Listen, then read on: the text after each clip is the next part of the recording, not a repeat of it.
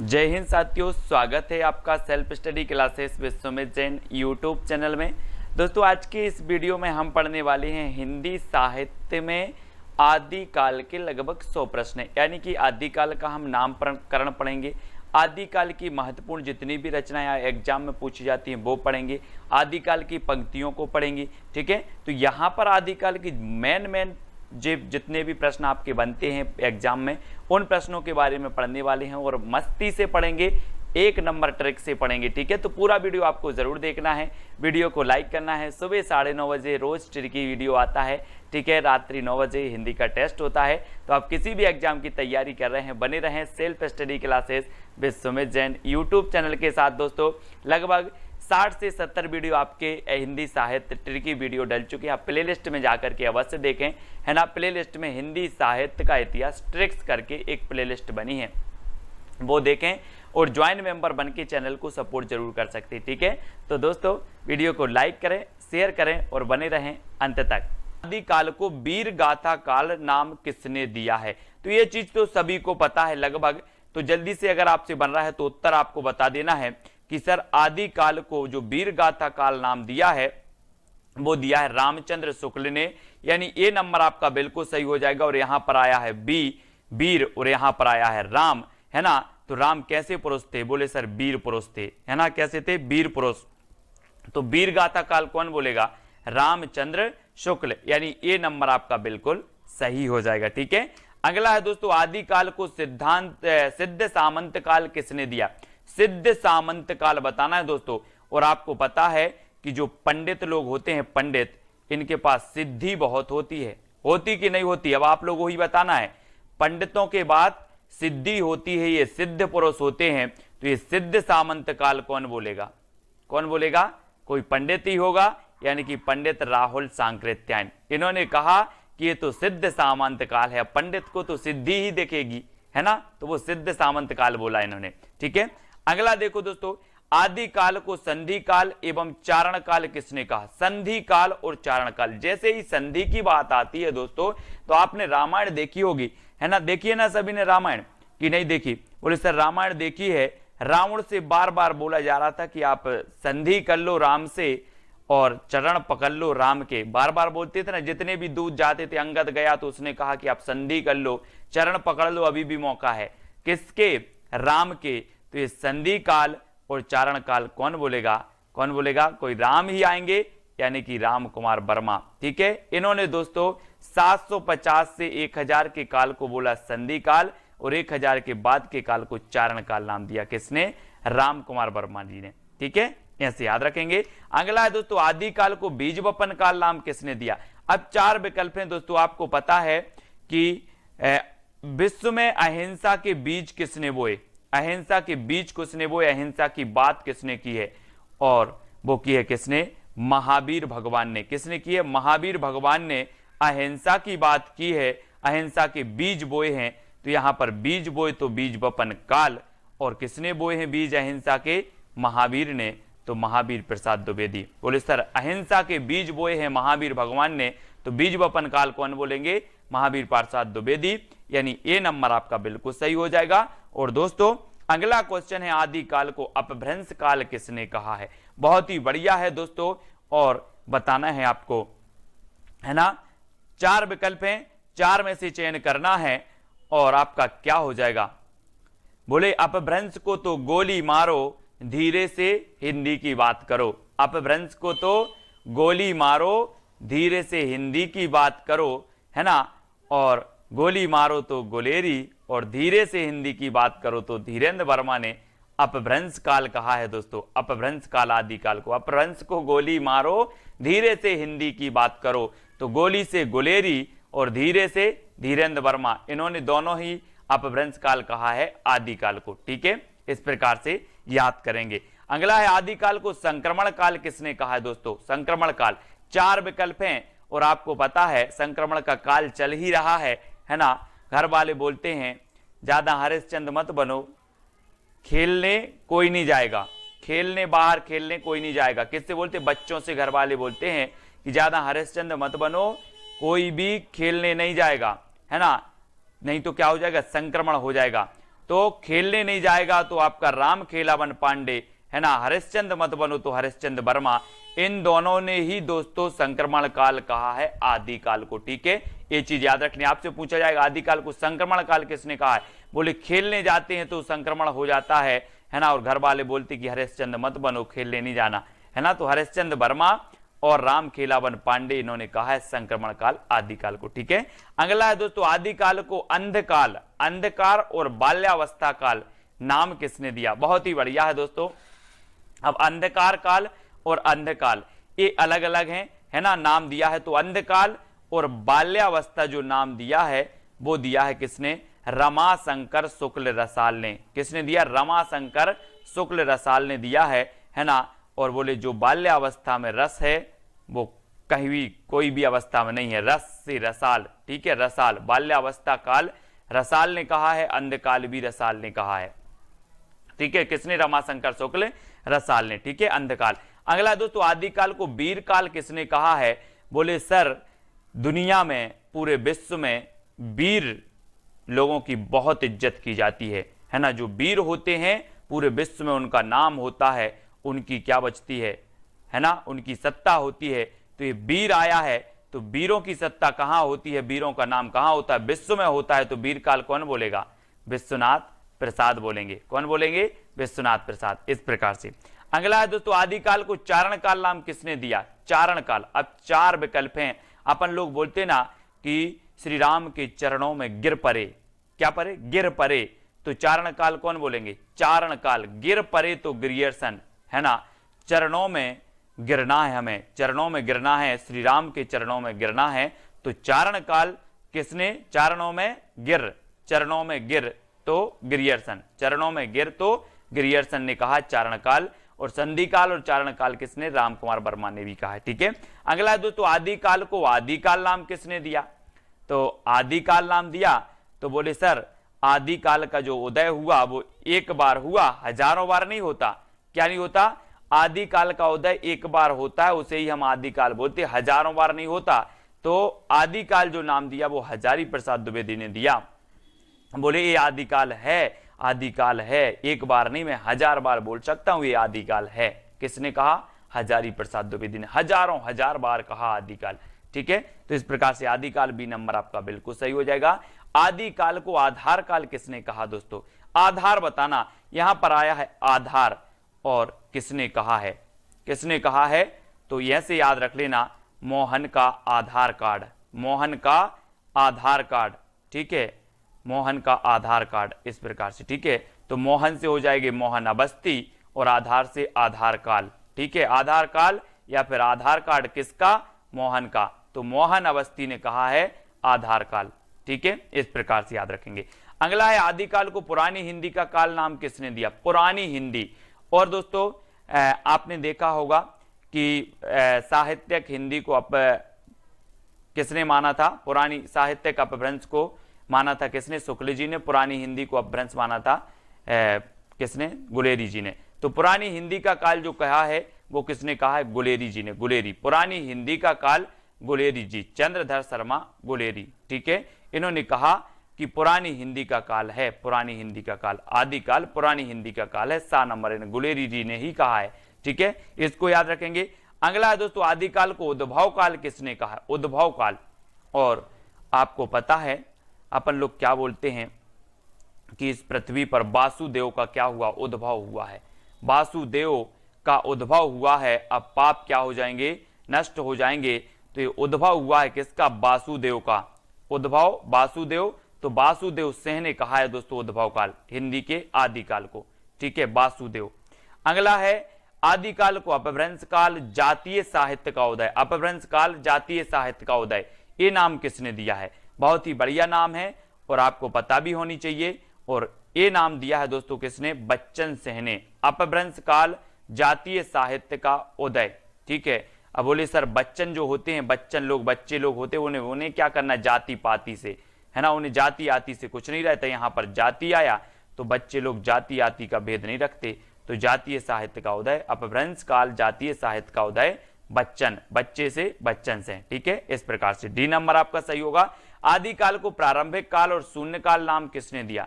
प्रारंभिक काल और शून्य काल। बहुत ही बढ़िया प्रश्न है दोस्तों।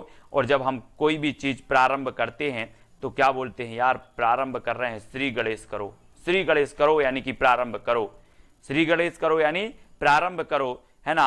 तो प्रारंभिक काल कौन बोलेंगे, कौन बोलेंगे, गणपति चंद्रगुप्त।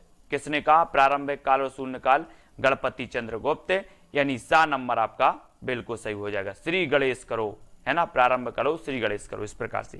अगला है आदिकाल को वीर प्रशस्ति युग नाम किसने दिया। वीर प्रशस्ति विश्वनाथ प्रसाद मिश्र ने, हजारी प्रसाद द्विवेदी ने, गणपति चंद्र गुप्त ने, या फिर विजयेंद्र स्नातक ने। दोस्तों आपको पता है कि वीर लोग ही विजय होते हैं, वीर लोग ही क्या होते हैं, विजय होते हैं, है ना।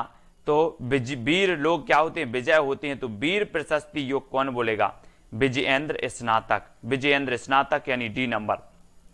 वीर प्रशस्ति योग किसने कहा, बोले सर वीर लोग विजय होते हैं, तो विजयेंद्र स्नातक, डी नंबर आपका बिल्कुल सही हो जाएगा, है ना। अगला क्वेश्चन है आदिकाल को प्राचीन काल नाम किसने दिया। विश्वनाथ प्रसाद मिश्र ने, हजारी प्रसाद द्विवेदी ने, गणपति चंद्रगुप्त ने, या फिर शंभुनाथ सेन ने।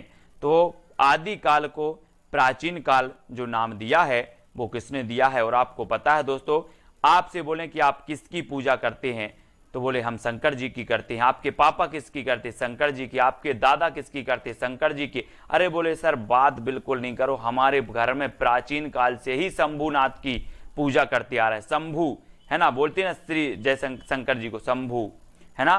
तो बोले हम प्राचीन काल से ही शंभु की पूजा करते आ रहे हैं, तो शंभुनाथ से हैं। प्राचीन काल कौन बोलेंगे, शंभुनाथ से हैं, है ना, शंभुनाथ से हैं, यानी डी नंबर आपका बिल्कुल सही हो जाएगा, शंभुनाथ से। ठीक है। अगला है दोस्तों आदिकाल को संक्रांति काल किसने किया। संक्रांति, संक्रांति से अब ऐसा नहीं लग रहा कि संक्रांत एक त्योहार होता ना, संक्रांत, संक्रांति आ गई अपन बोलते। तो क्या होता है संक्रांति में, लड्डू वड्डू का प्रसाद मिलता है। काय का प्रसाद मिलता है, लड्डू वड्डू का प्रसाद मिलता है सभी को। तो इस संक्रांति में प्रसाद मिलता है, तो संक्रांति काल कौन बोलेंगे, कौन बोलेंगे, कोई प्रसाद ही होंगे, राम प्रसाद मिश्र। कौन होंगे, राम प्रसाद मिश्र। तो प्रसाद मिलता है संक्रांति को, तो राम प्रसाद मिश्र ने कहा है संक्रांति काल। ठीक है, यानी डी नंबर आपका बिल्कुल सही हो जाता है। अगला है दोस्तों आदिकाल को अनिर्दिष्ट लोक प्रवृत्ति का युग किसने कहा, यानी कि प्रश्न क्रमांक 19। आदिकाल को अनिर्दिष्ट लोक प्रवृत्ति का युग विश्वनाथ प्रसाद मिश्र ने, हजारी प्रसाद द्विवेदी ने, रामचंद्र शुक्ल ने, या फिर राम प्रसाद मिश्र ने। तो आदिकाल को अनिर्दिष्ट लोक प्रवृत्ति का जो युग कहा है वो कहा है रामचंद्र शुक्ल ने, है ना। ये बहुत ही बढ़िया है, अनिर्दिष्ट लोक प्रवृत्ति का युग था आदिकाल, ऐसा कथन कहने वाले थे तो वो रामचंद्र शुक्ल जी थे, सी नंबर। और आपको पता है कि रामचंद्र शुक्ल ने प्रवृत्तियों के आधार पर कालों का नामकरण किया, प्रवृत्तियों के आधार पर। तो इन्होंने अनिर्दिष्ट लोक प्रवृत्ति का काल कहा है। अब प्रवृत्ति आया तो समझ जाना कि रामचंद्र शुक्ल ने ही कहा होगा। ठीक है। अगला है आदिकाल को आरंभिक काल नाम किसने दिया। दोस्तों हमने पढ़ा था प्रारंभ कोई हम कार्य करते हैं प्रारंभ, तो श्री गणेश करते हैं प्रारंभ। अब यहां पर आरंभिक काल आ गया, तो एक बात याद रख लेना कि आरंभिक में जब आप कोई भी चीज करते हो आरंभिक में, तो क्या करते हो कि सब मिश्रित कर देते हो, है ना। ये भी ले लो वो भी ले लो, सब मिश्रित कर देते हो। क्या करते हो, मिश्रित कर देते हो आरंभ में, फिर धीरे धीरे से अपना ब्रांड बनाते हो, ब्रांड। तो आरंभ में हम सब मिश्र कर देते हैं, तो मिश्र बंधु, ये मिश्र बंधु ने कहा था आरंभिक काल, यानी डी नंबर आपका बिल्कुल सही हो जाएगा, मिश्र बंधु। ठीक है। तो यहां पर दोस्तों जितने भी आपके नामकरण से संबंधित थे, जितने विद्वानों के मत थे, वो पूरे विद्वान मैंने आपको बता दिए, याद भी आपको करवा दी जहां जैसी ट्रिक निकली। अब आपको बताना है कि आदिकाल को अत्यधिक विरोधी एवं व्याघातों का युग किसने कहा। बहुत ही बढ़िया प्रश्न है, अत्यधिक विरोधी एवं व्याघातों का युग ये किसने कहा, ऐसे कथन भी पूछे जाते हैं। और यहां पर आपका अत्यधिक विरोधी और व्याघातों का युग कहा है हजारी प्रसाद द्विवेदी ने, हजारी प्रसाद द्विवेदी ने। इन्होंने कहा कि आदिकाल के बारे में तो हजारों विरोध हैं, हजारों विरोध हैं। तो इन्होंने कहा कि अत्यधिक विरोधी एवं व्याघातों का योग है, हजारों विरोध हैं, तो हजारी ने कह दिया कि अत्यधिक विरोधी एवं व्याघातों का योग। इसको याद रख लेना। ठीक है।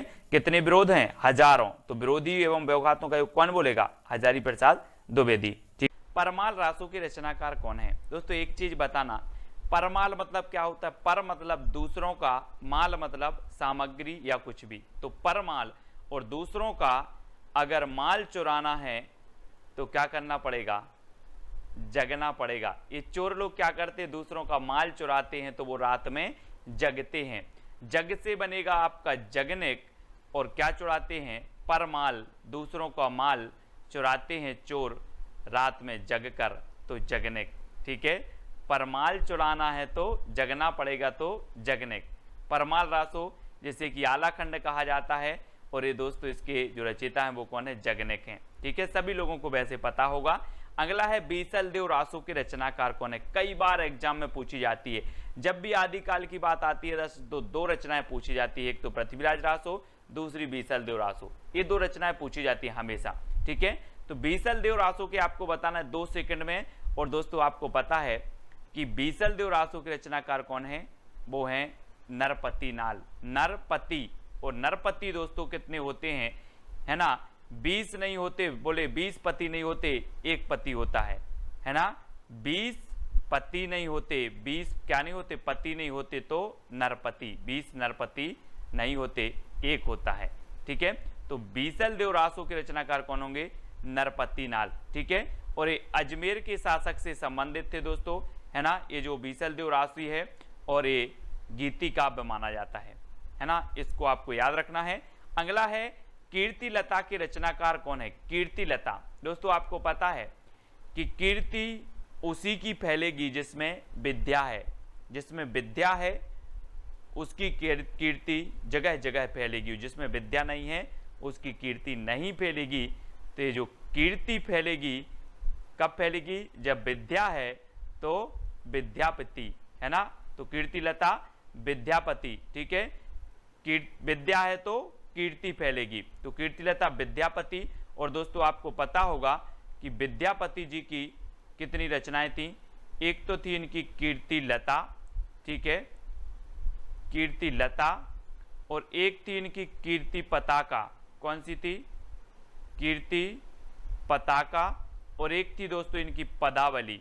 ठीक है, तो ये इनकी रचनाएं थी 3, तो पद लता पताका, पद लता पताका, ऐसे याद रखेंगे, पद लता पताका। तो ये 3 रचनाएं आपको याद रखना है, और जिसमें विद्या है उसकी कीर्ति फैलेगी, इस प्रकार से याद भी करेंगे। ठीक है, वर्ण रत्नाकर के रचनाकार कौन है, दोस्तों आपको पता है, आप वर्ण लिखते हो, वर्ण, है ना, जैसे आ अनार का, आ आम का, ये क्या कहलाते, वर्ण।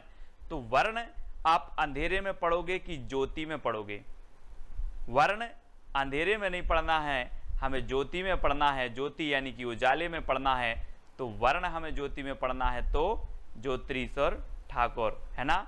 वर्ण रत्नाकर के रचनाकार कौन होंगे, ज्योतिरीश्वर ठाकुर, यानी कि जो विकल्प नंबर आपका बी है वो बिल्कुल सही हो जाएगा। अब मैं कभी पूछूं आपसे वर्ण रत्नाकर, बोले सर वर्ण तो हमें ज्योति में पढ़ना है, तो ज्योतिरीश्वर ठाकुर। ठीक है, अगला है राउलबेल की रचनाकार कौन है। दोस्तों आपको ट्रिक भी बताना है, कौन सी अच्छी ट्रिक लगी है वो कमेंट में बताना है। वीडियो के लास्ट में एक चैलेंज प्रश्न दिया जाएगा, तो उसका उत्तर भी आपको बताना है। ठीक है, राउलबेल, बेल समझते हैं आप दोस्तों, बैल बजा दी, बोले यार बैल बजा दी बड़ा रोड़ा है। कभी कभी आप जब सोते हो, कभी कभी आप सोते ही हो और कोई बेल बजा दे तो सोने में रोड़ा बन जाती है। कौन, सोने में रोड़ा बन जाती है बेल, सोने में रोड़ा बन जाती है बेल, तो राउल बेल, और बेल बन जाती है क्या, रोड़ा, तो राउल बेल की रचनाकार कौन होंगे, रोड़ा कवि। रोड़ा कवि यानी कि यह नंबर आपका बिल्कुल सही हो जाएगा। ठीक है, आपने कभी कभी अनुभव किया होगा दोस्तों, जैसे ही आप सोए और किसी ने बेल बजा दी बाहर से, तो रोड़ा बन जाती है आपके सोने में, तो रोड़ा कवि की है राउल बेल। ठीक है, अगला है ढोला मारूरा दूहा की रचनाकार कौन है। दोस्तों आपको पता है कि ढोला से बनेगा ढोल, और ढोल वही बजा सकता है जो ढोल बजाने में कुशल है, ढोल बजाने में जो कुशल है वही ढोल बजाएगा। तो ढोला मारूरा दोहा के रचनाकार कौन होंगे, कुशल लाभ, है ना। ये देखो ढोल बजा रहे हैं क्योंकि ये क्या है, कुशल हैं ढोल बजाने में, है ना। तो ढोल से ढोला मारूरा दूहा, और ढोल वही बजाएगा जो कुशल है, तो कुशल लाभ। ठीक है, यानी कि जो सी नंबर है वो आपका बिल्कुल सही आंसर होगा। अगला है दोस्तों विजयपाल रासो की रचनाकार कौन है। 4 विकल्प हैं, और आपको पता है दोस्तों आपने गदर फिल्म देखी होगी, गदर फिल्म देखी है, सनी देओल अकेले, और सनी देओल क्या करते हैं, विजय प्राप्त करने के लिए नल उखाड़ देते हैं। विजय प्राप्त करने के लिए क्या उखाड़ देते हैं? नल। ये देखो हाथ में, ये विजय प्राप्त करने के लिए इन्होंने नल उखाड़ दिया, तो विजय से बनेगा विजयपाल रासो, और नल उखाड़ दिया तो नल्ल सिंह भाट। नल्ल सिंह भाट, बोले नल उखाड़ दिया, है ना। विजय प्राप्त करने के लिए नल उखाड़ दिया तो नल्ल सिंह भाट की रचना है, कई बार पूछी भी गई है। ठीक है, अगला है पृथ्वीराज रासो के रचनाकार कौन है दोस्तों? पृथ्वीराज रासो। और आपको पता है ये पृथ्वी है और ये इसका एकमात्र उपग्रह कौन है? चंद्रमा। तो यहाँ पर पृथ्वी आया है तो इसका उपग्रह भी कहाँ पर आएगा? यहाँ उपग्रह आ जाएगा। तो पृथ्वी का उपग्रह चंद्रमा, तो चंद्रवरदाई। पृथ्वीराज रासो चंद्रवरदाई। पृथ्वी का उपग्रह चंद्रमा तो चंद्रवरदाई। ये नंबर आपका बिल्कुल सही हो जाएगा। ठीक है, अगला है दोस्तों जवाहर खुसरवी की रचनाकार कौन है? जवाहर खुसरवी। और आपको पता है कि जो जवाहर, हीरा, मोती, जवाहर ये किसके पास होंगे? गरीब के पास कि अमीर के पास? ये देखो, ये जवाहर हैं, हीरा, मोती, जवाहर, और ये जवाहर जो होंगे वो किसके पास होंगे? अमीर व्यक्ति के पास होंगे कि गरीब व्यक्ति के? तो आपने बिल्कुल सही आंसर पहचाना है कि सर अमीर के पास होंगे। तो जवाहर खुसरवी की जो रचना होगी वो किसकी होगी? अमीर खुसरो। और खुसरवी से तो खुसरो है ही, तो खुसरवी। ठीक है, अगला क्वेश्चन आपको बताना दोस्तों, जय मयंक जस चंद्रिका के रचनाकार कौन है? तो 4 विकल्प हैं। और आपको पता है दोस्तों कि जब एक पत्नी अपने पति के लिए करवा चौथ का व्रत रखती है, एक पत्नी अपने पति के लिए करवा चौथ की व्रत रखती है, और जब ये चल्ली में से वह चांद को देखती है तो चांद कैसा नजर आता है? मधुर। कैसा नजर आता है? मधुर, तो मधुकर, है ना। मयंक मतलब भी चंद्रमा होता है, और चंद्रमा की चंद्रिका को जब पत्नी देखती है तो जो चंद्रिका है वो कैसी नजर आती है? मधुर, तो मधुकर, है ना। जय मयंक जस चंद्रिका कैसी नजर आ रही है? मधुर से मधुकर। ठीक है, जय मयंक जस चंद्रिका नजर आ रही है, मधुर तो मधुकर। ठीक है, यानी कि जो सा नंबर है वो आपका बिल्कुल सही हो जाएगा, सा नंबर। ठीक है, अगला है खुमान रासो के रचनाकार कौन है? दोस्तों आपको पता है खुमान मतलब होता है दीर्घायु। खुमान मतलब क्या होता है? दीर्घायु, लंबी आयु। ठीक है, लेकिन खुमान रासो, खुमान एक पदवी भी थी शिवाजी की, है ना। इन्हें खुमान की पदवी दी गई थी। और खुमान रासो की जो रचनाकार होंगे वो कौन होंगे? दलपति विजय। खुमान से बनेगा दोस्तों आपका गुमान। और हम बोलते ना कि गोरे रंग पे ना इतना गुमान कर। कभी कभी कोई दल का पति विजय प्राप्त करता है तो उसे गुमान हो जाता है, गुमान। तो गुमान से खुमान, गुमान से खुमान, है ना। दल का पति अगर विजय हो जाता है तो उसे गुमान हो जाता है, तो खुमान।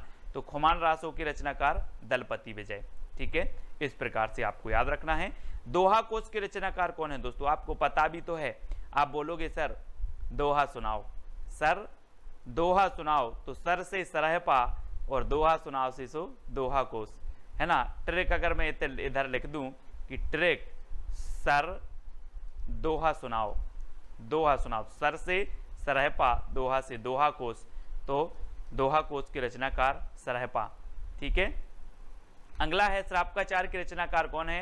हिंदी की प्रथम रचना मानी जाती है दोस्तों।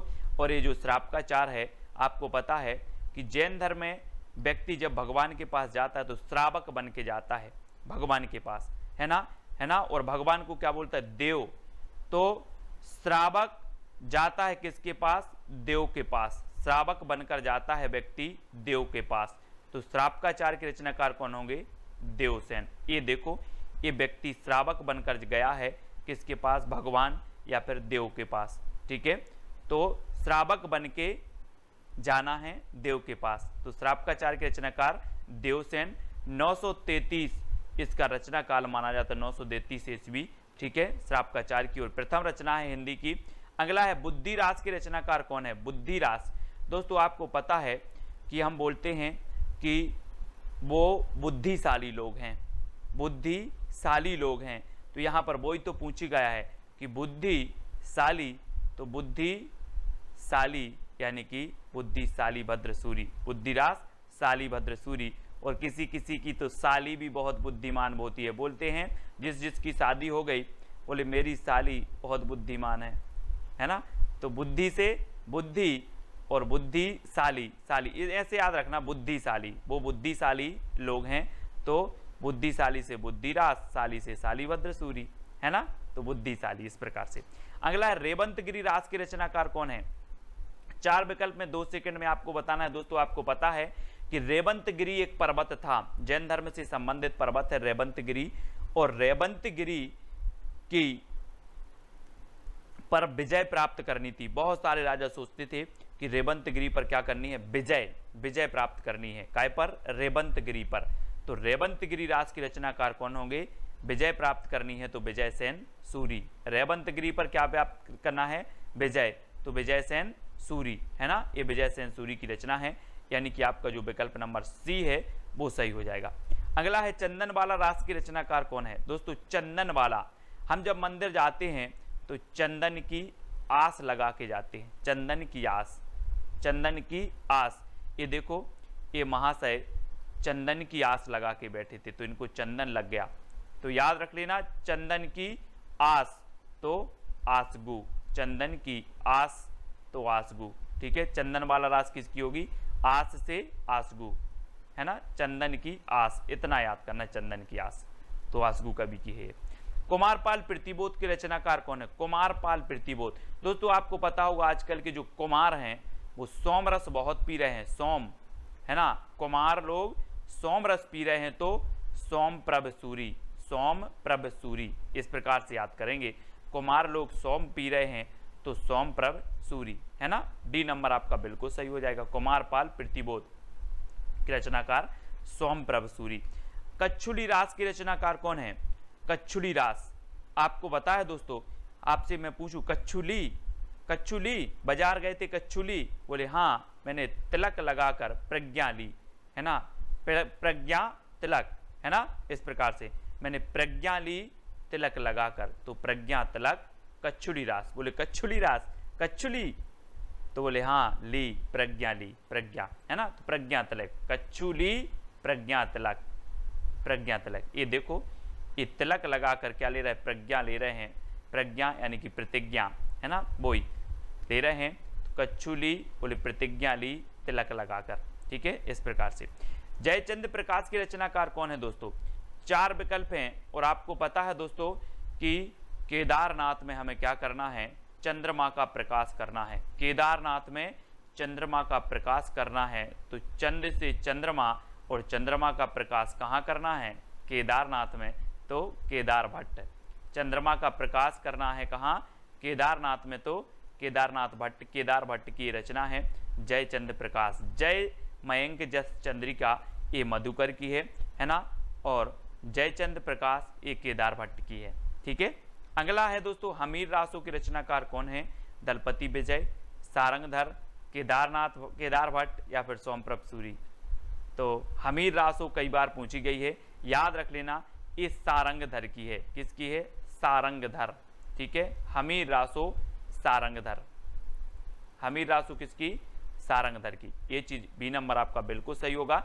अब दोस्तों आपको कौन सी ट्रिक सबसे अच्छी लगी है वो कमेंट में आपको लिखना है, ठीक है, और सभी लोग इस प्रश्न का उत्तर बताएंगे, है ना। जितने लोगों ने भी ये वीडियो देखा है सभी लोग को एक चैलेंज प्रश्न है कि सरहपा को हिंदी का प्रथम कवि किसने माना है, ठीक है। और वीडियो कैसा लगा कमेंट के माध्यम से बताएंगे, और ये चैलेंज सभी को स्वीकार करना है और उत्तर सभी को कमेंट में जरूर लिखना। मैं सारे कमेंट चेक करूंगा, ठीक है। वीडियो को सभी लोग लाइक करें, और सुबह 9:30 बजे रोज अपना वीडियो होता है दोस्तों हिंदी साहित्य का ट्रिकी वीडियो, रात्रि 9 बजे अपन हिंदी साहित्य का टेस्ट सीरीज पढ़ते हैं। तो ये 2 वीडियो होते हैं दोस्तों, और आप दोस्तों चैनल के ज्वाइन मेंबर बन सकते हैं। ज्वाइन मेंबर बनने के लिए ज्वाइन ग्रुप अलग से बनाया जाएगा, जिसमें ज्वाइन मेंबर रहेंगे, जहां पर बहुत सारी व्यवस्था रहेंगी। सबसे पहला तो आपका कमेंट हाईलाइट होगा, जब भी आप कमेंट करते हो इमोजी आपको मिलेगा, तिरंगा इमोजी मिलेगा, ठीक है। आपके लिए कुछ ऐसी क्लासें होंगी ज्वाइन मेंबर के लिए जो सिर्फ ज्वाइन मेंबर देख पाएंगे, ज्वाइन मेंबर का अलग से ग्रुप भी होगा, उनके लिए विशेष कुछ ना कुछ किया जाएगा। तो यहाँ पर आपको ज्वाइन मेंबर बनने के लिए दोस्तों सिल्वर प्लान है, 59 रुपये आपको पे करना होगा। ज्वाइन बटन पर क्लिक करेंगे तो वहाँ पर आपको व्यवस्था मिल जाएगी। सिल्वर प्लान 59 रुपये, ठीक है। गोल्ड प्लान में दोस्तों आपको 159 रुपये, और डायमंड प्लान में आपको 299 रुपये पे करके आप चैनल के ज्वाइन मेंबर बन सकते हैं और चैनल को सपोर्ट कर सकते हैं। ठीक है दोस्तों, अब वीडियो को लाइक करना है और जो भी साथी व्हाट्सएप ग्रुप से नहीं जुड़े हैं उनके लिए 90 98 60 92 91 ये नंबर है, इस पर आप मैसेज करें, आपको तुरंत ग्रुप की लिंक मिल जाएगी, है ना। और अपना एक चैनल है IAS स्टडी ट्रैक, ठीक है, ये यूट्यूब टेलीग्राम ग्रुप है। अगर टेलीग्राम आप चलाते हैं तो टेलीग्राम ऐप डाउनलोड करें, उसमें सर्च करें IAS स्टडी ट्रैक और ज्वाइन हो जाएं। ठीक है, आज की जो आपकी पहली पंक्ति जो आपको बतानी है 2 सेकंड में आप चयन करेंगे। जन्म अवधि हम रूप निहारल, नयन न त्रिपति भेल। ये पंक्ति किसकी है आपसे पूछा जाता है, तो आपको बताना है 4 विकल्प हैं, विद्यापति की, चंद्रबरदाई, तुलसीदास या फिर सरहपा की। तब आपका दोस्तों यहां पर आप एक चीज देखो, हमें क्या देखना है, इसका अर्थ नहीं देखना है, सिर्फ ये चीज देखनी कि इसको याद कैसे जाए, ये पंक्ति किसकी होगी। यहां पर देखो तिरपति, पति आया पति, तो दोस्तों यहां भी देख लो पति कहां आया, यहां भी ये पति आ गए, विद्यापति। जन्म अवधि हम रूप निहारल, नयन न तिरपति भेल, यानी कि यहां पर पति आया तो उत्तर में भी आपका पति आएगा, तो ये जो पंक्ति होगी वो किसकी हो जाएगी, किसकी हो जाएगी, विद्यापति की। ठीक है, आ नंबर आपका बिल्कुल सही हो जाएगा। अगला देखो दोस्तों, गोरी सेवे सेज पे मुख पर डारे केस। ये पंक्ति कई बार पूछी गई है दोस्तों। अब आपको बताना है कि ये पंक्ति किसकी है। और एक चीज मैं आपको बता दूं कि जो यहां पर आया है एक शब्द सेज, सेज मतलब होता है दोस्तों कोमल बिस्तर, है ना, कोमल बिस्तर मखमल के गद्दे, वो सेज कहलाता है। और बताना दोस्तों कि ये कोमल गद्दे मखमल के गद्दों पर अमीर व्यक्ति सोएगा या गरीब व्यक्ति सोएगा। आप बताना, गरीब के पास तो नहीं होंगे मखमल के गद्दे, कोमल गद्दे, किसके पास होंगे, अमीर के पास। तो सेज मतलब होते हैं कोमल गद्दे मखमल के गद्दे, और इस सेज पर गरीब नहीं सो सकता, अमीर सो सकता है, तो अमीर खुसरो। ठीक है, इस पंक्ति के रचयिता कौन हो जाएंगे, अमीर खुसरो। ऐसे ही पूरी पंक्तियां आपको याद हो जाएंगी दोस्तों। अगला देखो, देसिल बैना सबजन मिठा, देसिल बैना सबजन मिठा, ये पंक्ति किसकी है। और मैंने आपको कई बार बताया है कि मिठा मिठा बोल थारो काय बेगेड़े, काय बेगेड़े थारो काय बेगेड़े। दोस्तों आपको पता है जिस व्यक्ति में विद्या होती है, जिस व्यक्ति में ज्ञान होता है, वो मीठा मीठा बोलता है। जो जिस व्यक्ति में विद्या नहीं होती है वो कर्कश बोलता है, उसकी आवाज खराब लगती है ना। तो आपके अंदर भी विद्या है और आपको कैसा बोलना है, मिठा मिठा बोलना है। तो याद रख लेना, मिठा मिठा वो बोलता है जिसके अंदर विद्या होती है। तो ये देसिल बैना सबजन मिठा, ये किसकी पंक्ति हो जाएगी, किसकी होगी, विद्यापति की। ठीक है, और इनकी रचनाएं कौन सी हैं, पद लता पताका पदावली, कीर्ति लता कीर्ति पताका कीर्ति लता, और कीर्ति पताका अभट्ट भाषा में है, पदावली मैथिली भाषा में है। याद रख लेना है दोस्तों। और देसिल बैना सबजन मिठा, यानी कि मिठा मिठा, ये विद्यापति। ठीक है, आ नंबर आपका सही होगा। मैथिल कोकिल भी इन्हें कहा जाता है, कोकिल के जैसा बोलते हैं दोस्तों ये। ठीक है, इस प्रकार से याद रखेंगे। अगला है पुस्तक जल्लड़ हाथ दई, चल गज्जन निरपकाज। तो ये 4 विकल्प हैं, आपको पता है दोस्तों। जल्लड़ था किसके पुत्र का नाम, चंद्रबरदाई के पुत्र का नाम था जल्लड़, है ना। और चंद्रबरदाई ने पृथ्वीराज रासो की क्या की है, रचना की है, पृथ्वीराज रासो की। उसके कुछ अंक छूट गए थे तो अधूरा था, तो उसको जो पूरा किया पृथ्वीराज रासो को जल्लड़ ने किया है ना। तो दोस्तों जल्लड़ को पुस्तक हाथ में देकर वो नृपकाज यानी कि राजा के काज में चले गए थे। तो वो है यहां पर कि पुस्तक जल्लड़ हाथ दे, चली गज्जन नृपकाज। तो कौन चले गए थे, चंद्रबरदाई। और जल्लड़ नाम था चंद्रबरदाई के पुत्र का, इसलिए इस पंक्ति के जो रचयिता होंगे वो कौन होंगे, विकल्प नंबर बी, यानी कि चंद्रबरदाई। ठीक है, इसको याद रखेंगे। हिंदी के प्रथम महाकवि कहे जाते हैं चंद्रबरदाई। और दोस्तों अगला है, जह मन पवन न संचरई, रवि सशिला है पवंस, तहि बच चित विसाम करू, सरहे कहाय ओवेश। तो यहां पर देखो दोस्तों, बहुत ही अच्छे से पंक्ति पढ़ना है। और यहां पर आ रहा है सरहे कहाय, मतलब सरहे मतलब सरहपा, है ना। तो सरहे से क्या बनेगा आपका, सरहपा। तो देखो सरहपा कौन सा है, डी नंबर, है ना। जह मन पवन न संचरई, रवि सशिला है पवंस, ये यहां पर आ गया आपका सरहे। और सरहे को हमने पकड़ लिया और सरहे से बनेगा सरहपा। तो ये पंक्ति किसकी हो जाएगी, किसकी होगी? सरहपा। सरहपा यानी डी नंबर आपका बिल्कुल सही हो जाएगा। ठीक है, हिंदी के प्रथम कवि माना है राहुल सांकृत्याय ने सरहपा को, है ना। और इनकी एक बहुत ही प्रसिद्ध रचना है कौन सी? दोहा कोश। इनको याद रखेंगे। अगली पंक्ति आपको बताना है दोस्तों, जोई जोई पिंडे सोई ब्रह्मांडे। ये पंक्ति किसकी है? बहुत ही बढ़िया पंक्ति है, पूछी भी जाती है दोस्तों। और मैं आपको बता दूं कि ऐसा माना जाता है कि जिन 5 तत्वों में जल, वायु, अग्नि, पृथ्वी एवं आकाश से यह ब्रह्मांड बना है, उन्हीं 5 तत्वों से यह पिंड यानी कि शरीर भी बना है। इस प्रकार जो कुछ ब्रह्मांड में है वही सब पिंड में भी अवस्थित है।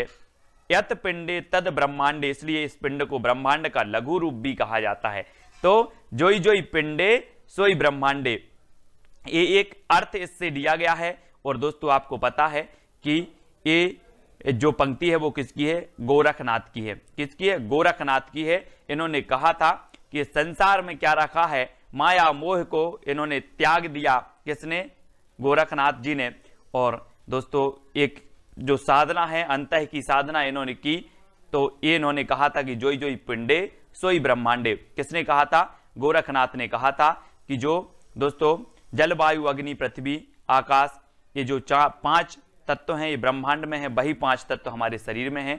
तो इस प्रकार से आपको गोरखनाथ की ये पंक्ति याद रखना है, जोई जोई पिंडे सोई ब्रह्मांडे। ठीक है, अगला है 12 बरस लो कुकर जीवे अरु 13 लो जिए सियार बरस 18 क्षत्रिय जीवे आगे जीवन को धिक्कार। आपको नहीं लग रहा है ये दोस्तों आला है? आला। और आला हम रात में जग कर पढ़ते हैं। आला हम रात में जग कर पढ़ते हैं। और इस पंक्ति के जो रचयिता होंगे वो कौन होंगे? जगनेक। क्योंकि ये कहां से ली गई है पंक्ति? आलाखंड से। आलाखंड से ली गई है।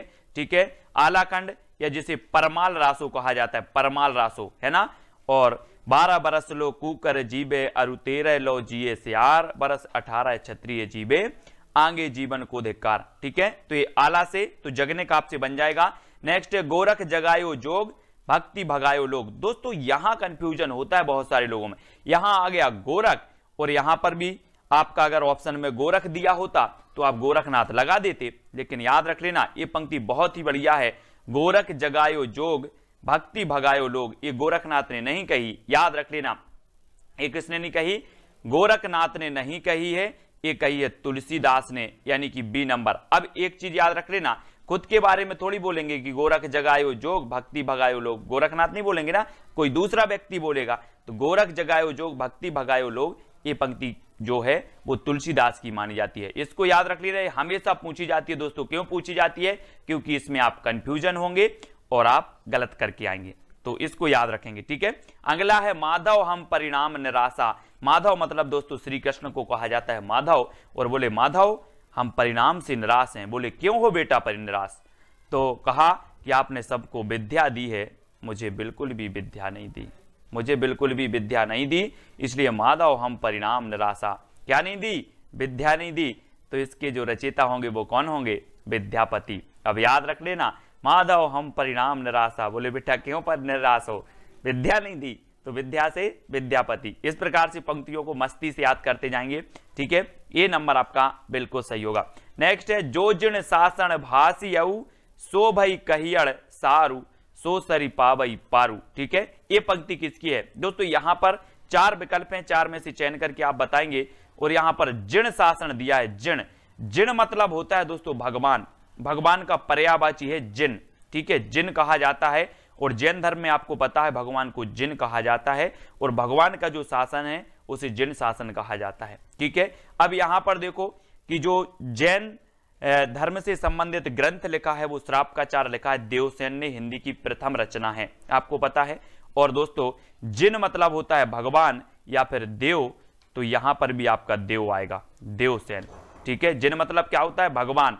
और जिन शासन भाषी ये पंक्ति में आ रहा है, तो यहां पर भी आपका देवसेन आएगा। और देवसेन की रचना श्रापकाचार है, और यहां पर इन्होंने कहा कि जिन शासन, है ना। इस प्रकार जैन धर्म में जो शासन है उसे जिन शासन कहा जाता है, भगवान के शासन को। ठीक है, तो देवसेन ये आपका 7 नंबर बिल्कुल सही होगा।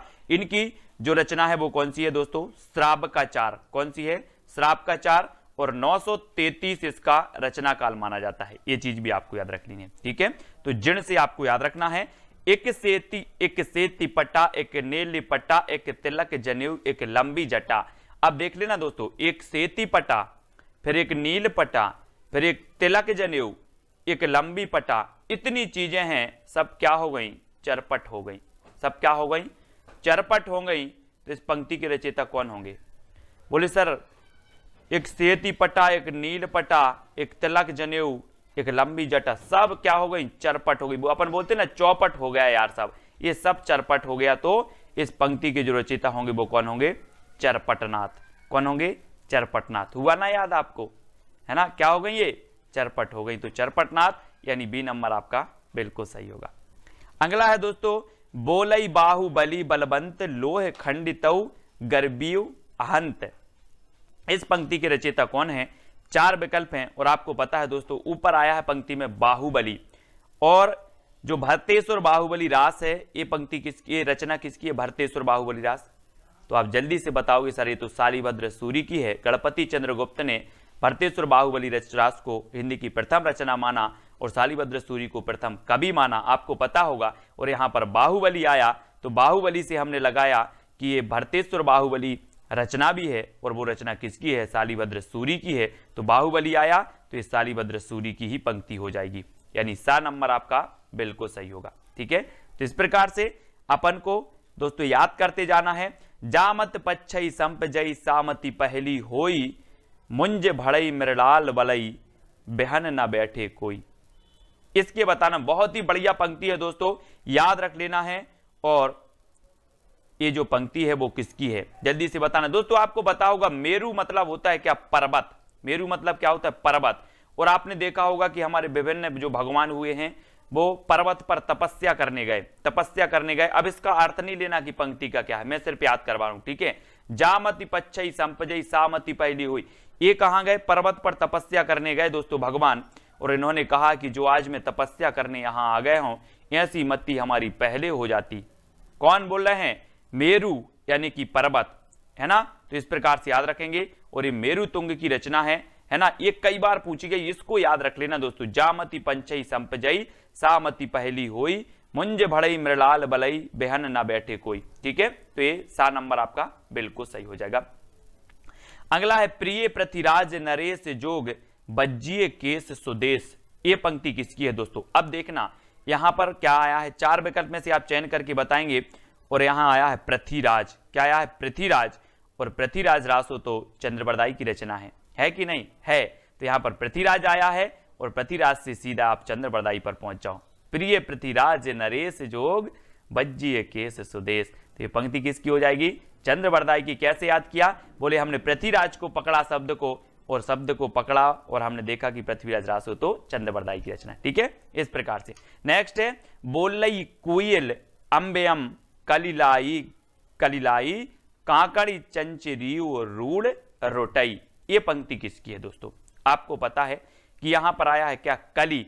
और आपको दोस्तों पता होगा कि पुष्प में क्या होती है? पुष्प की कली। आप बोलते ना पुष्प की कली, और आपने कली को पकड़ लिया, कली लाई, और कली किसकी होती है? पुष्प की।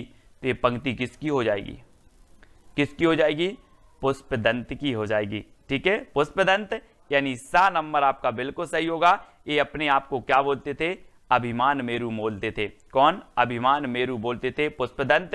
और दोस्तों बोलई कोयल अंबेयम, कलिलाई, कांकड़ी चंचरियु रूढ़ रोटई, है ना। तो शब्द को थोड़ा सा पकड़ते जाना है। कली, अब आप कभी नहीं बोलोगे, एक कलिलाई आएगा जहां पर आप बोलोगे कली तो किसकी होती है? पुष्प की होती है। तो ये पुष्पदंत। ठीक है, इस प्रकार से। अब दोस्तों मेरा जोबना नबेल रा भयो है गुलाल, पंक्ति किसकी है? अब दोस्तों ऐसे ही आपको पंक्तियां याद करनी है, क्योंकि ये महत्वपूर्ण पंक्तियां हम ले रहे हैं जो एग्जाम में पूछी गई हैं। ठीक है, और मेरा जोबना नबेल रा भयो है गुलाल। अब एक चीज बताना दोस्तों कि अगर किसी अमीर व्यक्ति के पास कोई ललना होता है या किसी बच्चे का जन्म होता है, तो अमीर व्यक्ति क्या करता है? गुलाल उड़ाता है, जश्न मनाता है। और किसी गरीब के पास होता है तो पता ही नहीं चलता कि क्या हो गया। ऐसा ही ना। तो मेरा जोबना नबेलरा भयो है गुलाल उड़ाओ। क्या उड़ाओ? गुलाल। तो यहां पर आया है दोस्तों गुलाल, गुलाल उड़ा रहे हैं, और ये अमीर लोग उड़ा रहे हैं। तो ये किसकी होगी? अमीर खुसरो। मेरा जोबना नवेलरा भयो है गुलाल। ठीक है, तो सा नंबर आपका यहां अमीर खुसरो बिल्कुल सही हो जाएगा, है ना, सी नंबर। अब दोस्तों ये सिर्फ अपनी याद करने की ट्रिक है, इसके अर्थ पर बिल्कुल नहीं जाना, मैं आपको कई बार बोल चुका हूं। ठीक है, सहजे थर कर बारुणी साध, ये पंक्ति किसकी है दोस्तों? 4 विकल्प हैं और यहां पर आया है आपका बारू, तो उत्तर में भी क्या आ जाएगा दोस्तों? क्या आ जाएगा? बीरू, बीरू या बारू, बीरू, बारू से बीरू, तो बिरूपा, है ना। सहजे थर करी बारुणी साध, ये किसकी है? बीरू या फिर बारू, बिरूपा की है। ठीक है, इस प्रकार से याद रखेंगे, बारू बीरू, है ना।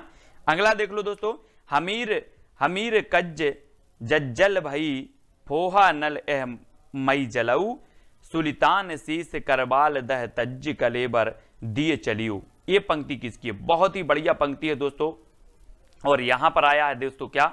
हमीर, और आपको पता होगा एक रचना है हमीर रासो, हमीर रासो रचना है, और वो रचना किसकी है दोस्तों? सारंगधर की है ना, सारंगधर की, और ऐसा लिखा जाता है सारंगधर, है ना। यहां पर फॉन्ट आपको नहीं मिला तो इसलिए सारंगधर, यानी कि डी नंबर आपका सही हो जाएगा, है ना। हमीर आया, शब्द को हमीर पकड़ लिया और बोले सर हमीर रासो तो सारंगधर की रचना है, तो हमीर कज्ज जज्जल भाई फोहा नल अहमत जलियू, ये पंक्ति किसकी हो जाएगी? हो जाएगी दोस्तों आपकी हमीर रासो से सारंगधर। ठीक है, सारंगधर की हो जाएगी, इस प्रकार से याद रखेंगे। ठीक है, अगला दोस्तों देख लेते हैं, चल खुसरो घर आपने रेन भई चहु देश, ये पंक्ति बताना है। और यहां पर तो सीधा सीधा आ गया खुसरो, आ गया खुसरो, तो आप डायरेक्ट लगा दोगे सर कि ये तो किसकी है? अमीर खुसरो की है। चल खुसरो घर आपने रेन भई चहु देश, यानी कि 19 का आपका सा नंबर बिल्कुल सही हो जाएगा। ठीक है, अमीर खुसरो की पंक्ति। अगला है दोस्तों, नौलक पातरी आंगे नाचे पीछे सहज अखाड़ा, ऐसे मन जोगी खेले तब अंतरी बसे भंडारा, ये पंक्ति किसकी है दोस्तों? गोरखनाथ ने कहा कि व्यवहार प्रधान एक शब्दी में गोरखनाथ ने कहा है कि हंसना खेलना और मस्त रहना चाहिए, काम क्रोध का साथ नहीं करना चाहिए, हंसना खेलना और गीत गाना चाहिए। ये किसने कहा है? गोरखनाथ ने कहा है। और ये गोरखनाथ की पंक्ति है, नौलक पातरी आंगे नाचे पीछे सहज अखाड़ा, ऐसे मन जोगी खेले तब अंतरी बसे भंडारा, है ना। तो ये पंक्ति गोरखनाथ की है और ये डी नंबर आपका बिल्कुल सही हो जाएगा। आपका आज का पहला प्रश्न है, एक नारी ने अचरज किया सांप मार पिंजरे में दिया, ज्यों ज्यों सांप ताल को खावे सूखे ताल सांप मर जावे। अब आपको बताना है दोस्तों ये पंक्ति किसकी है, और जब अचरज किया है, एक नारी ने सांप मार दिया है, तो आपको पता है क्या होगा? समाज में, परिवार में खुसर खुसर चलने लगेगा। आपने देखा होगा परिवार में खुसर खुसर, कोई घटना घट जाती तो खुसर खुसर चलने लगता ना, ऐसा ही खुसर खुसर चलने लगा। जब एक नारी ने अचरज किया और सांप मार पिंजरे में दिया तो खुसर खुसर चलने लगा। तो इस पंक्ति के रचयिता कौन होंगे? ये पंक्ति किसकी होगी? खुसर खुसर चलने लगा तो अमीर खुसरो, यानी डी नंबर आपका बिल्कुल सही हो जाएगा। ठीक है ना फनी ट्रिक दोस्तों। आपको बताना है, अब पंडिये सैल सत्य बखाणई देह ही बुद्ध बसंत न जानई। अब दोस्तों एक चीज बताना है, पंडिये और पंडित, और पंडित राहुल सांकृत्यायन ने हिंदी का प्रथम कवि किसे माना है? यहाँ पर आ रहा है पंडिये और हम इसका ले लेंगे पंडित, और पंडित ने किसे माना है? सराहपा को। तो ये पंक्ति भी किसकी होगी? सराहपा की होगी। बोले पंडिये सयल सत्य बखाणई देह ही बुद्ध बसंत न जाने। अब दोस्तों इसमें आपको अर्थ बिल्कुल नहीं लेना पंक्ति का अर्थ क्या है, हमें ट्रिक निकालना है कि हमें याद कैसी हो रही, माइंड में कैसे सेट हो रही कि ये किसकी है। ठीक है, वो चीज देखना है। तो यहाँ पर पंडिये और पंडिये से होगा पंडित, और पंडित ने राहुल सांकृत्यायन ने सराहपा को हिंदी का प्रथम कवि माना, तो ये पंक्ति भी किसकी हो जाएगी? सराहपा की हो जाएगी। ऐसे याद कर लेंगे। अगला है दोस्तों, किसका बेटा किसकी बहू आप स्वार्थ मिलिया सहू। आपने देखा होगा दोस्तों, आपका जीवन निकल जाता है, मेरा बेटा मेरी बहू, है ना। आप जितना छोड़ के जाते हो, जितना छोड़ के आपकी मृत्यु हो जाती है, आप बहुत सारा धन छोड़ के जाते हो, ये बेटा और बहू सब चरपट कर देते हैं। क्या कर देते हैं? चरपट कर देते हैं। तो किसका बेटा किसकी बहू आप स्वार्थ मिलिया सहू, सब चरपट कर देते हैं। तो ये पंक्ति भी किसकी हो जाएगी?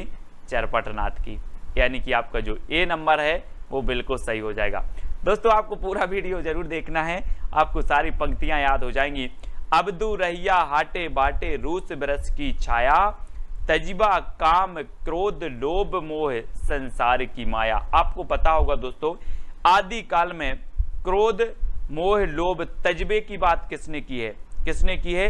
बोले इनसे मुक्त हो जाओ और भगवान की साधना करो। किसने की है? गोरखनाथ, है ना। गोरखनाथ नाथ संप्रदाय के प्रमुख थे और इन्होंने कहा है कि काम क्रोध लोभ मोह ये सब संसार असार है ना। यही कहा है, भगवान की भक्ति करो। तो दोस्तों ये किसने कहा है? गोरखनाथ ने आदिकाल में कहा है ना। तो गोरखनाथ की ये पंक्ति हो जाएगी ए नंबर। ठीक है, अगला देखते हैं दोस्तों। बाल चंद बिज्जावई भाषा दुह नहीं लग गई दुज्जन हासा। ये पंक्ति किसकी होगी? दोस्तों आपको पता है कि बाल आया, यहाँ पर बाल को पकड़ लो और बाल काल से ही हम विद्या का अर्जन करते हैं। बाल काल से क्या करते हैं? बोले सर हम बालापन से, बाल काल से ही, बाल्यावस्था से ही विद्या का अर्जन करते हैं। तो इस बाल चंद ये जो पंक्ति होगी ये किसकी होगी? विद्या का अर्जन करते हैं तो विद्यापति। किसकी होगी? विद्यापति। और विद्यापति को मैथिल कोकिल कहा जाता है ना। आपने इनकी देसिल वो सबजन मिठा, आपने इनकी एक पंक्ति पढ़ी होगी, मैंने आपको बताई थी, है ना। तो इसको भी याद रखेंगे। विद्यापति की 3 रचनाएं बहुत प्रसिद्ध हैं, पदावली, कीर्तिलता और कीर्तिपता का, है ना। इनको याद रखेंगे। तो बाल को बालचंद पकड़ना है, बाल। ठीक है, अगला है नाद ना बिंदु ना रवि शशि मंडल चिए राय सहाबे मोकल। अब दोस्तों एक चीज बताना है, मैं अगर बोलूं कि ना नाद है मेरे सर पे, ना बिंदु है, ना रवि की छाया है, ना शशि की छाया है, कुछ भी नहीं है मेरे सर पर। तो सर पर नहीं है तो पंक्ति किसकी हो जाएगी?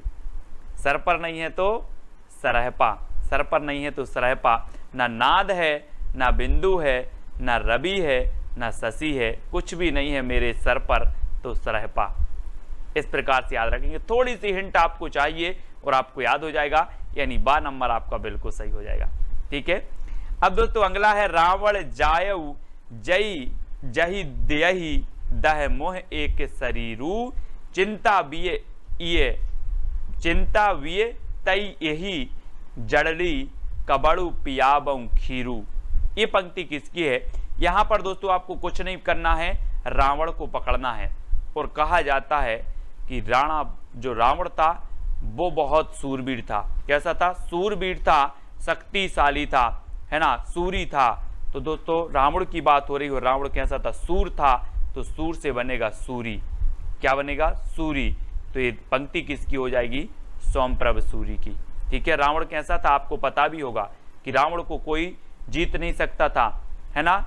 और रावण का जब भेद बताया विभीषण ने, तब राम ने रावण का वध कर पाए, है ना। तो इस प्रकार से रावण क्या था? सूरी, सूर था। तो सोमप्रभ सूरी की पंक्ति हो जाएगी। इस प्रकार से याद करेंगे। ठीक है, अगला है दोस्तों 9 लख पातर आगे नाचे पीछे सहज अखाड़ा ऐसे मन ले जोगी खेले तब अंतरी बसे भंडारा। अब यहां पर कुछ नहीं पकड़ना है, एक पद पकड़ना। 9 लख पातर, दोस्तों आपको पता है 9 लाख की पातर। गौर करो इस पे जरा। बोले सर 9 लाख की पातर कैसे हो सकती है? गौर किया आपने? गौर किया तो गोरखनाथ की ये बनेगा गौर। बोले सर हमने गौर किया तो ये गोरखनाथ की पंक्ति होगी। 9 लाख पातरी, 9 लाख पातरी, गौर किया तो गोरखनाथ की पंक्ति, यानी कि आ नंबर आपका बिल्कुल सही हो जाएगा। ठीक है, हो रहा ना याद? सारी पंक्तियां याद हो जाएंगी दोस्तों। मनहु कला शशिभान कला 1600 बन्निये बाल बैस सासीत समीप अमृत रस पिन्निये। अब यहां पर देखो दोस्तों क्या आ रहा है? शशि और सासी। तो शशि मतलब क्या होता है? चंद्रमा। शशि चंद्रमा का क्या होता है? क्या होता है? अपन ऐसे ही अर्थ नहीं ले रहा है इसका कुछ भी, अपन तो याद करने की ट्रिक निकाल रहे हैं। बोले सर शशि तो चंद्रमा का पर्यायवाची और यहाँ पर शशि शशि आ गया, तो शशि चंद्रमा का है, तो ये पंक्ति किसकी होगी? चंद्रवरदाई। किसकी होगी? चंद्रवरदाई। मनाहू कला शशि भान कला 1600 बन्नी है। शशि आया शशि, शशि चंद्रमा का पर्यायवाची है, तो बोले चंद्रवरदाई, यानी कि सा नंबर आपका बिल्कुल सही हो जाएगा। ठीक है, अगला है दोस्तों सदा तरैये ना बन कूले यारो सदा ना सावन होए स्वर्ग मड़ैया सब काहू को यारो सदा ना जीवे कोई। ये पंक्ति किसकी है? दोस्तों एक चीज बताना कि दूसरों के माल पर पर माल यानी कि दूसरों के माल पर सदा सावन होता क्या? नहीं होता। आप एक बार सावन मना लोगे, अगर किसी का आपको माल मिल जाए, किसी की सामग्री मिल जाए, एक बार सावन मना लोगे, सदा सावन नहीं होगा। तो यारो सदा न सावन होए किसके माल पर? पर माल पर। तो एक पंक्ति कहाँ से ली जाएगी? परमाल रासो। कहाँ से? परमाल रासो। और ये नंबर आपका बिल्कुल सही होगा। और परमाल रासो को आलाखंड भी कहा जाता है और इसकी रचयिता कौन है? जगनेक, है ना। आपने एक पंक्ति पढ़ी होगी, 12 बरस लो कूकर जीवे और 13 लो जिए से आर, बरस 18 क्षत्रिय जीवे आंगे जीवन को धिक्कार, है ना। तो आपको याद रख लेना है दोस्तों कि जब तक जी रहे हैं जग में, है ना, जग में बोले जी लो रे जग में, 12 बरस लो क्षत्रिय जीवे, तो जी लो रे जग में। तो ये 12 बरस लो, ये जगनिक की पंक्ति है। और ये यारो सदा ना सावन हो, परमाल पे सदा सावन नहीं होता, तो परमाल रासो। ठीक है, इसको याद रखेंगे। अगला है, ईड़ी पर कोयल कूजई पूजई युवती मड़ोर, विधुर वियोगनी ध्रजई कूजई मयड़ किशोर। एक चीज बताना दोस्तों, कोयल कूजई यानी कि कोयल कूकती है। कब कूकती है? जब कोयल कूकती है तो आप समझ जाते हो कि बसंत ऋतु आ गई, समझ जाते ना। तो ये कहाँ से ली जाएगी? कहाँ से ली जाएगी? बसंत विलास से कि पृथ्वीराज रासो से? बोले सर बसंत विलास से, क्योंकि कोयल कूकने लगी है तो बसंत आ गया, है ना। यानी कि डी नंबर आपका बिल्कुल सही होगा। कोयल कूजई पूजई युवती मड़ोर, है ना, इस प्रकार से। अगला है दोस्तों, पीयू चित्तौड़ न आबियू सावन पहली तीज, जो बे बाट बिराहिणी खिण खिण आड़वे खीज। यहां पर चित्तौड़ को पकड़ना है दोस्तों। आपको पता है, आपने चित्तौड़ का नाम सुना होगा, बोले चित्तौड़गढ़ का किला। और चित्तौड़गढ़ का किला ऐसा था दोस्तों जिस पर सब लोग विजय प्राप्त करना चाहते थे, लेकिन विजय नहीं हो पाते थे।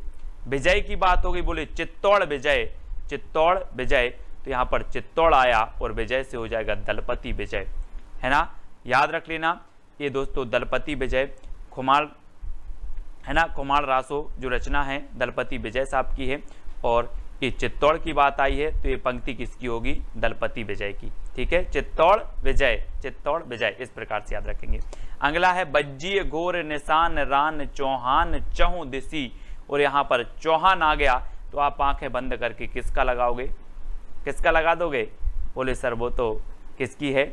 बीसल देव रासो, है ना, क्योंकि पृथ्वीराज चौहान और पृथ्वीराज रासो, ये बीसल देव रासो नहीं, पृथ्वीराज रासो। और सा नंबर आपका ये चंद्रबरदाई की पंक्ति हो जाएगी, बज्जिए घोर निशान रान चौहान चहुदेसी, सा नंबर। ठीक है, अगला है दोस्तों, गंगा जमुना मझोरे बहर नाई, ताही बुडीली मातंगी पोई आली ले पार गई। ये पंक्ति किसकी है दोस्तों? आपको पता है गंगा और जमुना दो नदियां हैं। गंगा और जमुना क्या नदियां हैं? दो। दो से बनेगा डो, दो से बनेगा डो। तो गंगा जमुना मझोरे डो भी पा, कौन है? डो। ये देखो डो यानी दो, तो डोम्बिपा। ठीक है, गंगा जमुना दो हैं तो डोम्बिपा, यानी आ नंबर आपका बिल्कुल सही होगा, डोम्बिपा। ऐसे याद रखेंगे। ठीक है, अगला दोस्तों आपको बताना, मैं बता दूं कि पंक्तियों को निकालने की कोई ट्रिक नहीं है, वो तो आपको याद करवाने का एक माध्यम है कि आपको थोड़ी बहुत जो है हिंट मिले और आप सही करके आओ पेपर में, है ना। का आ तरुवर पंच बिडाल, ये पंक्ति किसकी है दोस्तों? का आ से बनेगा काया। और काया में हम क्या करते हैं? विभिन्न प्रकार के लेप लगाते हैं। कोई पाउडर लगाता है, कोई क्रीम लगाता है, लेप लगाते ना। तो काया में हम लेप लगाते हैं, तो काया से बनेगा लुईपा। लुईपा लेप यानी लुईपा, है ना। काया को लुईपा, काया को लुईपा। तो काया तरुवर पंच बिडाल, ये पंक्ति किसकी हो जाएगी? लुईपा की। और सा नंबर आपका बिल्कुल सही होगा। ठीक है, अगला देख लेते हैं दोस्तों, एकड़ा के जई मंत्रणा तंत्र। अब ये पंक्ति किसकी? 2 सेकंड में आप बताएंगे। और मैं आपको बता दूं कि जो मंत्र तंत्र होते हैं वो नाक में फूंके जाते हैं कि कान में फूंके जाते हैं? जल्दी बताओ। बोले सर कान में फूंके जाते हैं मंत्र तंत्र। कान में फूंके जाते हैं तो कंडपा, कान में फूंके जाते हैं तो पंक्ति किसकी हो जाएगी? कंडपा की। मंत्र तंत्र कहाँ फूंके जाते हैं? कान में। तो ये एकड़ा के जय मंत्रणा तंत्र, ये पंक्ति किसकी हो जाएगी? कंडपा की। ठीक है, यानी डी नंबर आपका बिल्कुल कंडपा, कान से कंडपा। ठीक है, अगला है दोस्तों पीयू संगम कऊ निछड़ी, पीयू हो परोक्ष हो कैम्ब। ये पंक्ति बतानी है आपको। और पीयू से अपन क्या बोलते, पानी पीयू, पानी पीयू। तो दोस्तों हमें काय का, हेम, हेम का पानी पीयू, हेम, हेम मतलब जो होते भूखंड जमे, हेम का पानी पीयू। तो हेम से याद रख लेना, पानी पीयू तो हेम का, और हेम से बनेगा हेमचंद्र, हेम। और हेम मतलब भी हिम होता है, बर्फ होता है, आपको पता होगा। तो हिम का पानी पीयू, तो पीयू संगम कऊ निचड़ी, पीयू हो परोक्ष हो कैम्ब, है ना। तो हिम का पानी पीयू इस प्रकार से, यानी कि हेमचंद्र। अपभ्रंश के व्याकरण आचार्य हैं दोस्तों, आपको पता होगा। और सा नंबर आपका बिल्कुल सही हो जाएगा। ठीक है, अगला है एक थाल मोती से भरा, सबके सिर पर औंधा धरा, चारों ओर वह थाली फिरे, मोती उससे एक ना गिरे। अब एक चीज बताना दोस्तों, एक थाल मोती से भरा होगा तो कहाँ होगा, गरीब के पास जो सड़क पर सोता है कि अमीर के पास, किसके पास होगा। बोले सर मोती भरा थाल तो अमीर के पास होगा, अमीर के पास होगा तो पहली जो होगी ये किसकी हो जाएगी, अमीर खुसरो, यानी बी नंबर आपका बिल्कुल सही हो जाएगा। ठीक है दोस्तों, अगर आपको जौन सी भी ट्रिक अच्छी लगती है वो कमेंट में जरूर लिखा करें। जे हैं दिस दिस ते में रही मिले आई, ते हैं दिस दिस जा रही मिले आई। तो दिस दिस आ रहा दोस्तों, दिस दिस, और यहाँ पर दिस दिस, और आपको पता है दिस दिस मतलब दिशा की बात हो रही है। और दिशा में जो चारों दिशा में जो खुशबू फैल जाती है दोस्तों, वो किसकी फैल जाती है, पुष्प की। आप और हम बोलते हैं कि पुष्प की, फूल की खुशबू चारों दिशाओं में फैल गई, पुष्प की खुशबू चारों दिशाओं में फैल गई। तो यहाँ पर आ रहा है दिस दिस, दिस दिस, और दिशा में खुशबू फैल गई, काय की, पुष्प की। तो ये पंक्ति भी किसकी हो जाएगी, पुष्पदंत की। इनका एक ग्रंथ है दोस्तों महापुराण, जिसमें 63 सलाखाओं की का वर्णन किया गया है ना, जीवन वृत्त है उसमें। और दोस्तों ये जो पुष्पदंत हैं ये अपने आप को अभिमान मेरु कहते थे, अभिमान मेरु, इनको भी याद रखेंगे पुष्पदंत जी को। ठीक है, और इनकी पंक्ति है, जे हैं दिस दिस ते में रही मिले आई, ते हैं दिस दिस जा रही मिले आई। ठीक है, तो दिस दिस आया मतलब आपको पुष्पदंत लगाना है। ठीक है, अगला है दोस्तों पुरुष कहानी हो कहो जसु बत्थे पुण्य। अब एक कहानी आया है दोस्तों यहाँ पर, कहानी। और कहानी आपको पता है, कहानी को अबहट्ट में कहा जाता है कहानी, कहानी को अबहट्ट में कहानी कहा जाता है। और अबहट्ट की हमने 2 रचनाएं पढ़ी हैं, कीर्तिलता और कीर्तिपताका। और ये 2 रचनाएं किसकी हैं, विद्यापति की। और यहाँ पर कहानी आया है और कहानी अबहट्ट में कहा जाता है।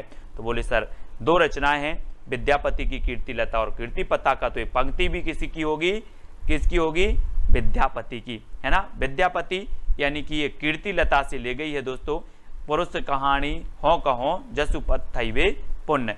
तो ये कीर्तिलता से ली गई है।